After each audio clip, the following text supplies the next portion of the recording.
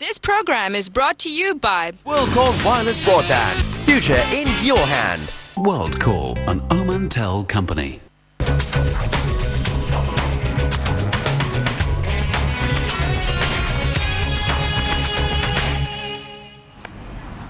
Welcome back नाज़रीन। आज हम लोग वुमेन एंटरप्रेन्योर्स के ऊपर अपने प्रोग्राम में बातचीत कर रहे हैं और सफ़िया मेरे साथ मौजूद है। सफ़िया, डिस्कशन को कंटिन्यू करेंगे आपका, क्योंकि ताल्लुक जो है वो जेम्स एंड ज्वेलरी से है, तो मैं थोड़ा उस तरफ आना चाहूँगी। कितनी मार्केट है अभी हम करंटली देखते हैं कि अगर डिमांड की तरफ जाते हैं 25% of the demand of domestic demand जो है वो करंटली पाकिस्तान की जेम एंड ज्वेलरी जो है वो केटर कर रही है। दैट मीन कि 75% जो है वो इम्पोर्ट्स पर रिलाई करते हैं। किस तरह आप देखती हैं मार्केट को और हमारी क्राफ्टमैनशिप जो है उसको किस तरह से देखती हैं आप कंपेयर टू इंडिया और चाइना, जो दो मेजर इम्पोर्टर्स हैं पाकिस्तान के? देखिए, पाकिस्तान में अभी तक जो है वो मोस्टली हाथ से काम हो रहा है और वही वजह है कि हम लोग इस एक्सपोर्ट की डिमांड को बहुत ज़्यादा पूरा नहीं कर पाते। और जहाँ तक चाइना और इंडिया का ताल्लुक है तो वहाँ पे मॉडर्न टेक्नोलॉजी आ गई है, वहाँ पे मशीनरी से काम होता है। स्पेशली चाइना में तो तमाम ज्वेलरी जो है वो मशीन मेड होती है, लेकिन हमारी ज्वेलरी की एक स्पेशलिटी यही है कि हम हैंडमेड बना रहे हैं और हैंडमेड की पूरी दुनिया में बहुत ज़्यादा डिमांड है और उसके प्राइस भी अच्छे मिलते हैं। जहाँ तक क्राफ्टमैन का ताल्लुक है, हमारे यहाँ टैलेंट की कमी नहीं है और बहुत अच्छे अच्छे क्राफ्टमैन हैं जो काम कर रहे हैं और बाज़ औक़ात तो कुछ काम ऐसा हो रहा है कि जो इंडिया से भी बेहतर हो रहा है। मैं आपको बताऊं कि अभी हमारे यहाँ पर इंटरनेशनल एग्जीबिशन हुई थी फर्स्ट टाइम पाकिस्तान में, कराची में, तो वहाँ पर इंडिया से बहुत बड़ा डेलीगेशन आया था और उन्होंने हमारी ज्वेलरी के स्टाइल को, हमारी ज्वेलरी के तमाम इस डिज़ाइंस को बेहद पसंद किया।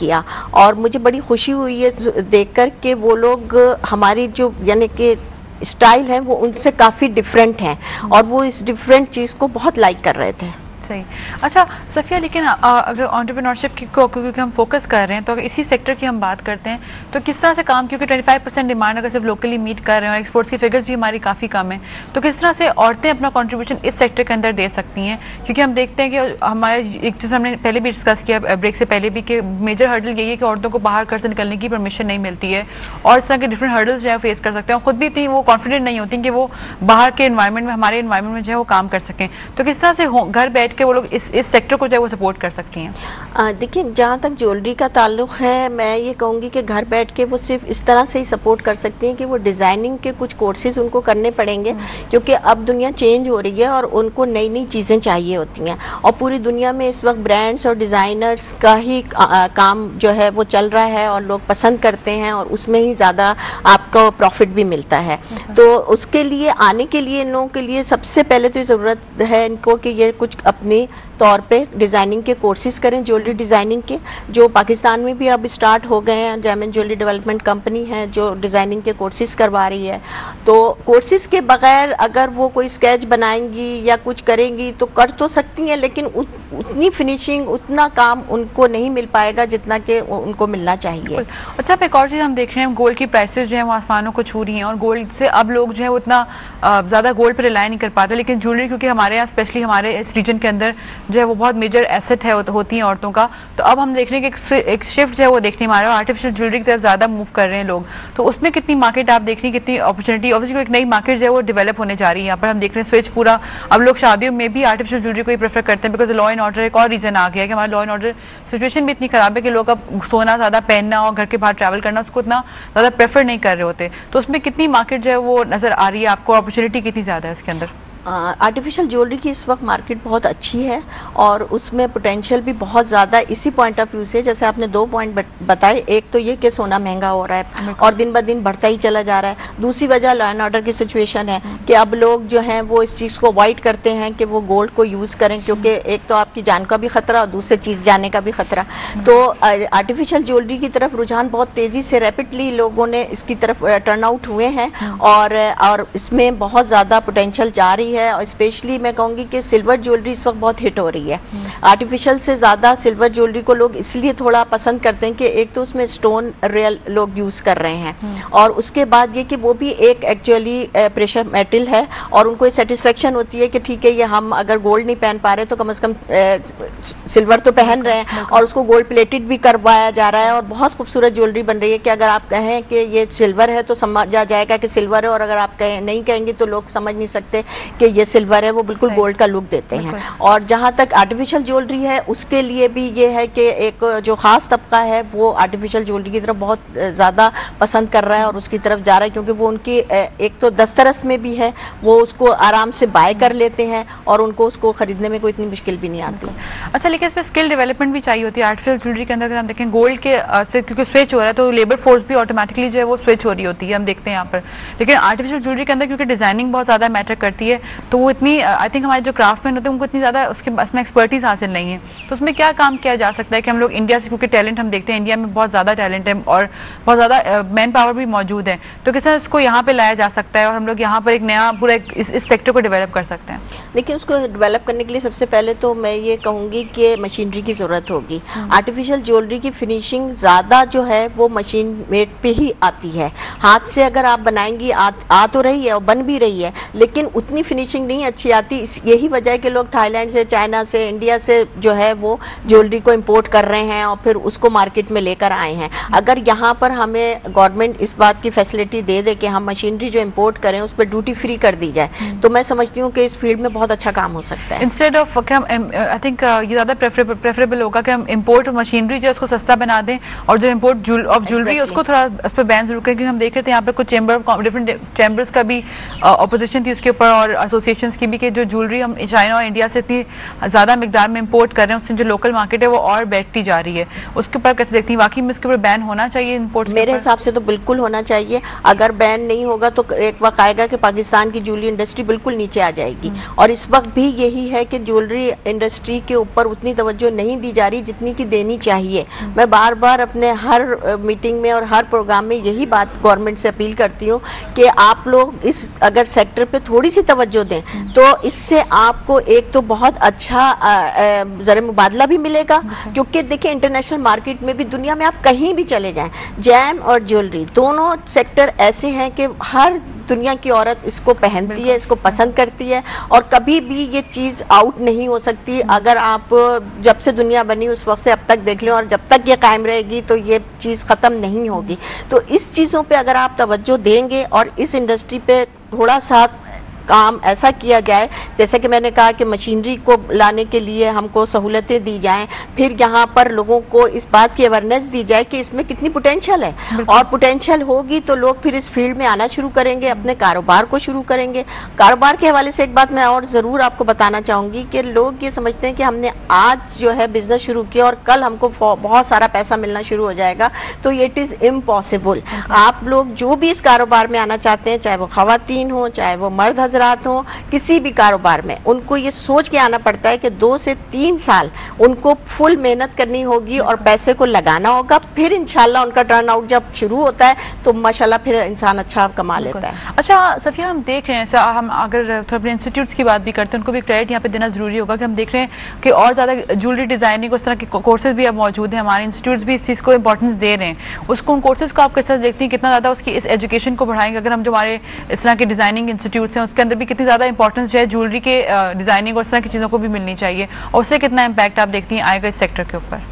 देखिए, इसका इम्पैक्ट तो ऑब्वियसली आएगा, क्योंकि जब तक हम पहले तो देखिए बिल्कुल भी इस किस्म के इंस्टीट्यूशंस यहाँ पर नहीं थे, लेकिन अब ये अवेयरनेस जब आनी शुरू हुई और लोग आहिस्ता आहिस्ता पता चला कि भाई इस फील्ड में भी पोटेंशियल है और ये उसी वक्त मुमकिन है। देखिए, लड़कियाँ या लड़के जो नए जनरेशन है वो उस फील्ड में ज़रूर जाना पसंद करते हैं जहाँ उनको पता होता है कि आगे उनका फ्यूचर क्या है, उनको उसमें क्या कुछ मिलेगा। तो इसके लिए ज़रूरी है कि आप डिफरेंट प्रोग्राम्स करें, डिफरेंट सेमिनार्स करें, कॉन्फ्रेंसेस इंटरनेशनल कराई जाएं जिसमें आके स्पीकर्स बताएं कि ये सेक्टर कितना इम्पोर्टेंट है और इसमें आगे कितना काम हो सकता है और इसमें जो बच्चे आएंगे तो उनके लिए फ्यूचर कितना ब्राइट है। बिल्कुल, और स्कॉलरशिप इस पर्टिकुलर सेक्टर के लिए जो है वो ऑफर की जा सकती है, क्योंकि हम देखते हैं कि बाहर या इंडिया में या चाइना में अगर इतना ज़्यादा टैलेंट मौजूद है और यही सेक्टर इतने डेवलप्ड हैं तो यहाँ के जो हमारी अभी करंट जनरेशन है उसको जो स्पॉन्सरशिप इस तरह की ऑफर की जा सकती है कि they can go abroad and they can study and they can learn and bring the talent back here और पाकिस्तान में इसको यूटिलाइज करें। जी बिल्कुल, आपने बिल्कुल सही बात की कि स्कॉलरशिप्स अगर दिए जाएंगे तो उसमें फिर हर तबके के बच्चे जो हैं वो आएंगे। और इसके लिए मैं आपको थोड़ा सा यहाँ पे बताती चलूँ कि ये बातचीत चल रही है। अभी हम लोग पिछले दिनों इंडिया गए थे, डेलीगेशन हमारा गया था और वहाँ पर हमारी उनसे बात हुई है। वहाँ पर उन्होंने GIA बनाया है और GIA वालों ने हमें ऑफर किए कि आप अपने स्टूडेंट भेजें तो हम उनको थोड़ा कम सब्सिडी देंगे और उनको यहाँ पर हम सिखाएंगे। बिल्कुल, और जरूरी नहीं कि हर डिजाइनर जो है वो एक्चुअली खुद डिजाइन करने बैठे, यहाँ पे बहुत सारी एम्प्लॉयमेंट से जनरेट हो सकती है। वही जिस तरह हम लोग आज चूंकि वुमेन एंटरप्रेन्योर्स को अपने प्रोग्राम में फोकस कर रहे हैं, तो यहाँ पे हम लोग औरतों को, जिन लोगों को घर से बाहर निकल की परमिशन नहीं मिलती है, जो बाहर जाके काम नहीं कर सकती हैं और उनका काम सिर्फ यहीं तक लिमिटेड हो जाता है कि वो लोग जो है वो छोटी छोटी फैक्ट्रीज में काम करें, उनको भी हम ट्रेन कर सकते हैं और उनको एक प्रॉपर वेयर हाउस के थ्रू से करके एक पूरे नया आई थिंक सेक्टर डेवलप हो सकता है, नया पूरा एम्प्लॉयमेंट जनरेट हो सकती है टू वेरी हायर लेवल। जी बिल्कुल हो सकता है, अगर हम इस तरह से सोच रखें और इस पर सीरियसली काम करें।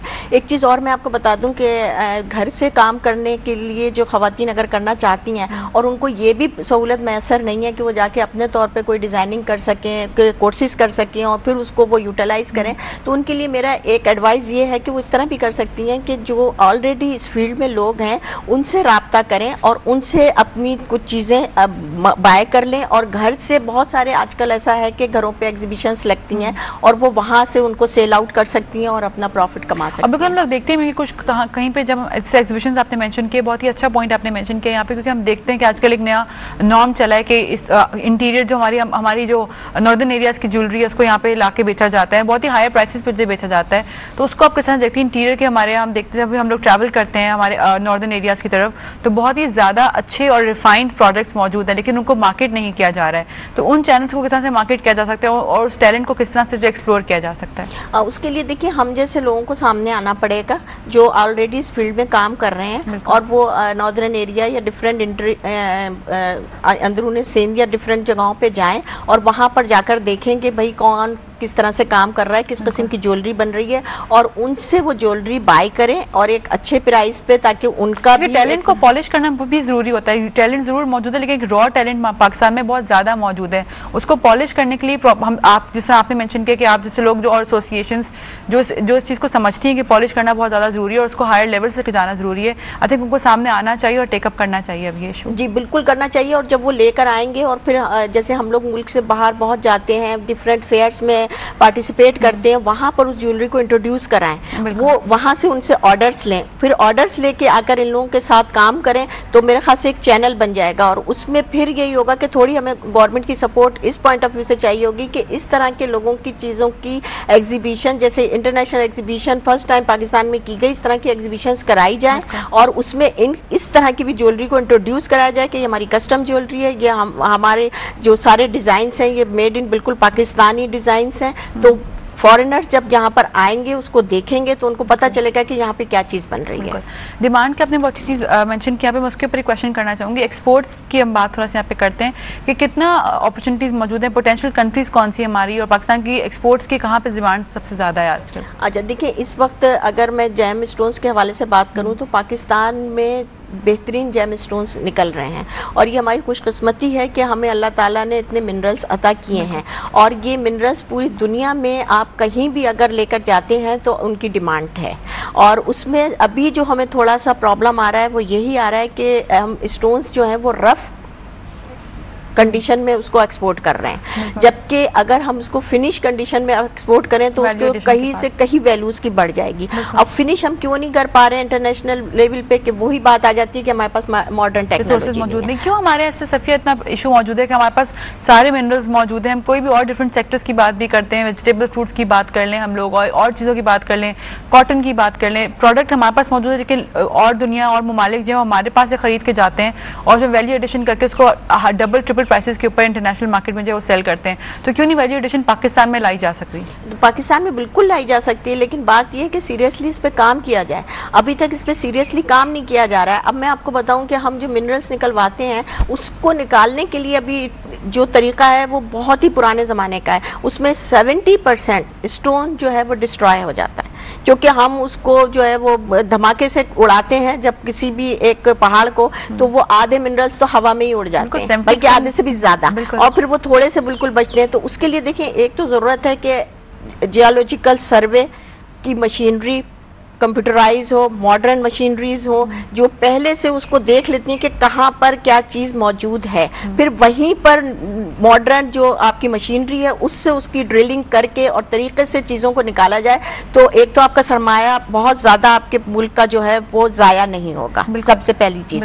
दूसरी चीज़ ये कि जब आप कटिंग मशीन मॉडर्न लगाएंगे उसकी जो कट्स होंगे वो इंटरनेशनल स्टैंडर्ड के होंगे, तो आपके उसके प्राइसेस भी आपको फिर उसी हिसाब से मिलेंगे। अब ये रॉ हमसे लेके चाइना हो गया, इंडिया हो गया, ये लोग अपने पास से कट्स करते हैं और फिर वो कहीं से कहीं उसको पहुंचा के आगे एक्सपोर्ट कर रहे हैं। हमने देखा है कि बांग्लादेश की एग्जांपल दोबारा यहाँ पे मैं दूंगी, मैं अक्सर अपने काफी प्रोग्राम्स में कोट करती हूँ कि बांग्लादेश एक छोटा सा मुल्क था, बांग्लादेश अब पाकिस्तान जो है एक टाइम था, एक डेकेड पहले जो तक जो है अपने आपको इंडिया से कंपेयर करता, लेकिन अब पाकिस्तान इंडिया से अपने आपको कंपेयर ही नहीं कर सकता।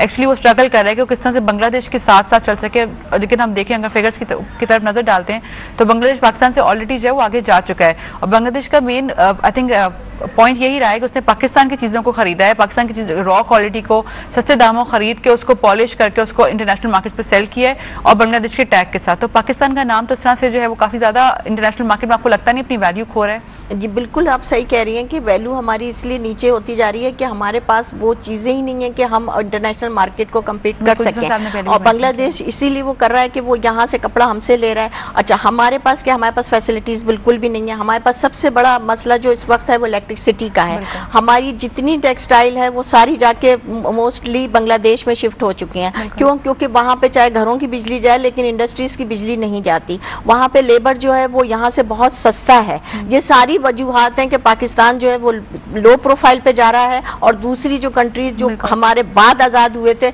वो हमसे आगे जा चुके हैं। बिल्कुल सफ़े, यहाँ पे प्रोग्राम का वक्त अपने इख्तिताम की तरफ पहुँच रहा है। मैं चाहूँगी आप सबके लास्ट वर्ड्स लेना कि किस तरह से आप देखती है आने वाले वक्तों में पाकिस्तान की औरत जो है वो क्या वंडर्स जो है वो कर सकती है, किस तरह से पाकिस्तान की इकॉनमी को जो है वो सपोर्ट कर सकती है?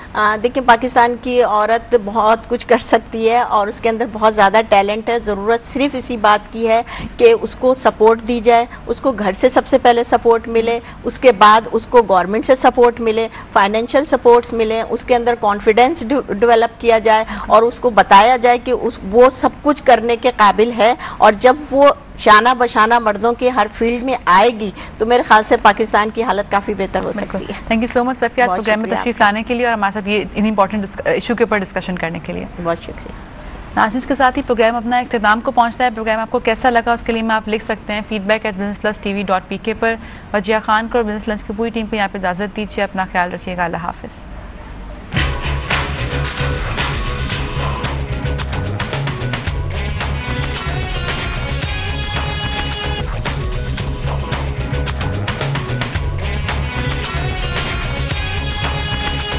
This program was brought to you by WorldCall Wireless Broadband. Future in your hand. WorldCall, an Omantel company.